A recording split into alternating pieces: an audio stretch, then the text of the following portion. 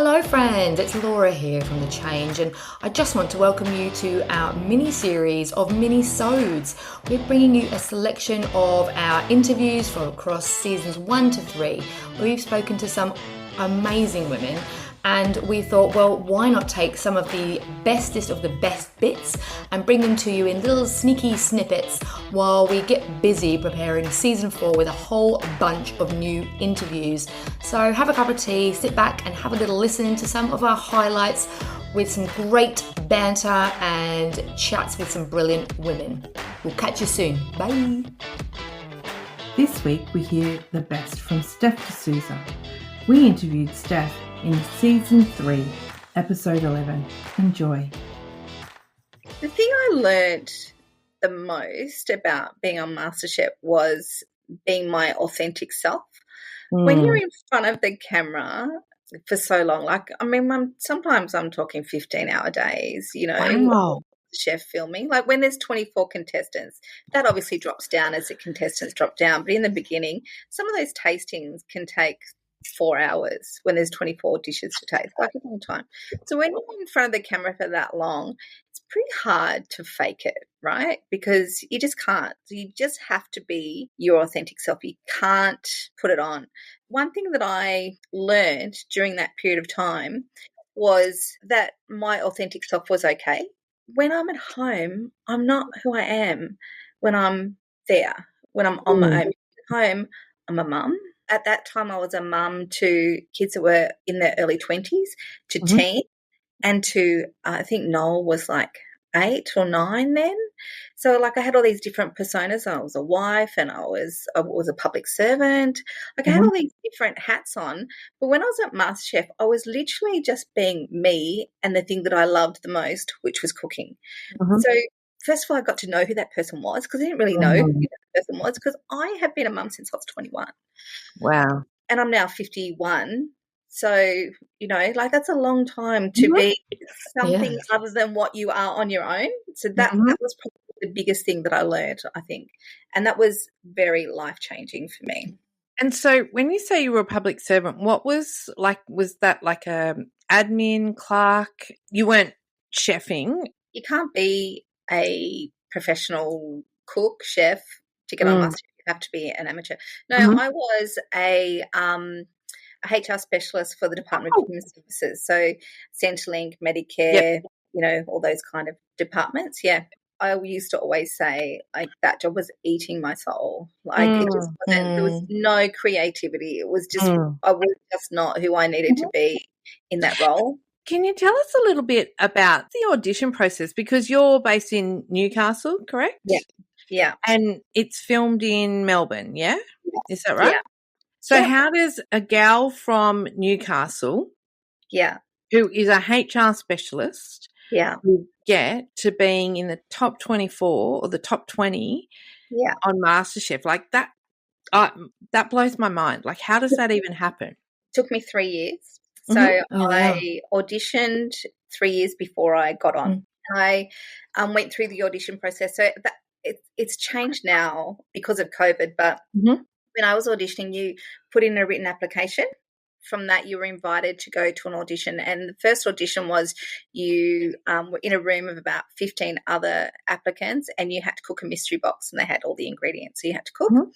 And then you would go to a room after that and you would be told if you were invited to come back again in a couple of days' time to cook your specialty dish.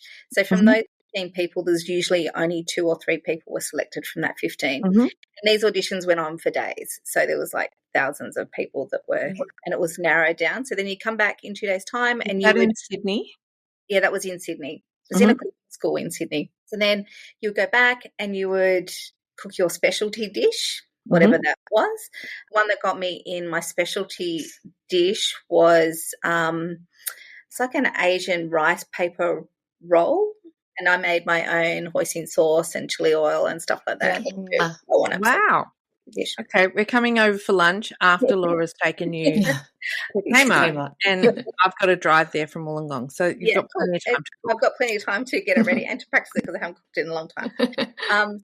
So then from that audition, the same thing happens again. You all get put, there's about 15 of you get put into a room and you get told who's through again. So usually only, 1, 2 or 3 people, depending on who gets through. And then straight after that, you fill out all of these psychological assessments and personality assessments and things. You have an interview with a psychologist. Wow. You have an interview with the executive producer and someone from Channel 10, and there was 3 people kind of on a panel. And then you go away and you wait. So you kind of shortlisted from there, and you wait because then they have to do every state, and then they kind of they say, Gosh, now it's like putting the jigsaw puzzle together. They need personalities, and they need different types of cooks and different socioeconomic or demographics, all that kind of stuff. So they're kind of putting a TV show to get together. So we've established cook, now we just need to put a TV show together. Wow. And did they contact you after the 2 times you didn't get in, and the 3rd time, was that you just going back through the same process, or did they reach out? No, oh wow. Okay. The same process. Yeah. God, you must have really wanted it. I can't imagine. This must have been hard self-esteem wise. Did you feel okay after you must have learned to deal with a bit of rejection there? I mean, I was disappointed. I think the first time I was disappointed. It was like, but I couldn't believe I'd gotten that far. Like, I was actually really shocked. So that just made me more determined. So the next year when I didn't get in, then I was disappointed because I felt like I was so much better. I'd really practiced. I'd really honed my skills. I was really disappointed. And the 3rd year, it was like, this is it. If I don't get in this year, I'm done. I mean, I wouldn't have been, but I said that. Like, you had family, you had 4 kids, you had a job.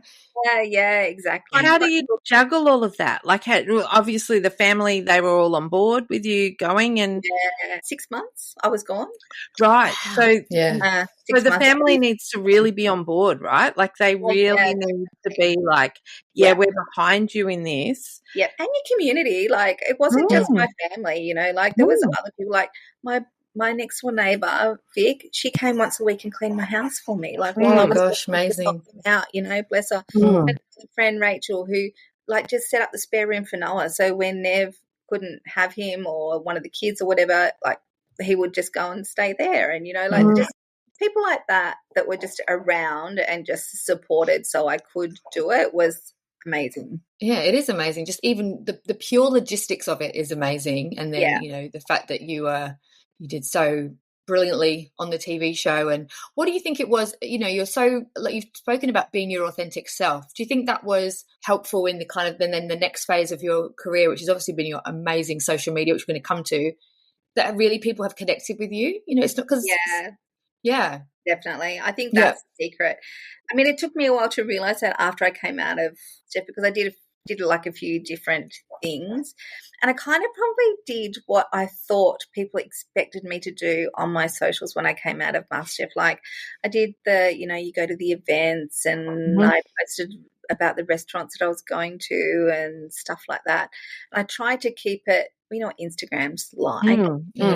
Very aesthetic and lovely and everybody's beautiful and all the rest. I tried to do that, and I actually hated it, and it kind of really didn't, like, it just didn't really work for me. And then I got on TikTok, which we know is rogue, and you can do whatever you want on there. And I think because I was starting from scratch, I kind of knew my MasterChef background and kind of no expectations, so I kind of just really honed that authentic side of me and did what I wanted to do there, and that gave me the confidence to bring it over to the Shiny platform. People liked it on there too.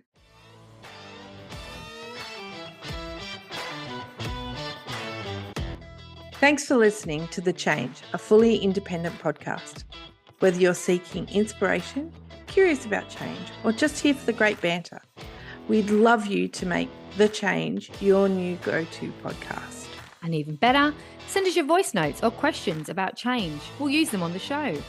Email us at changepod2023@gmail.com or DM us on Instagram at _change_pod. Find us wherever you get your podcasts. And don't forget to follow us on Instagram for more on The Change.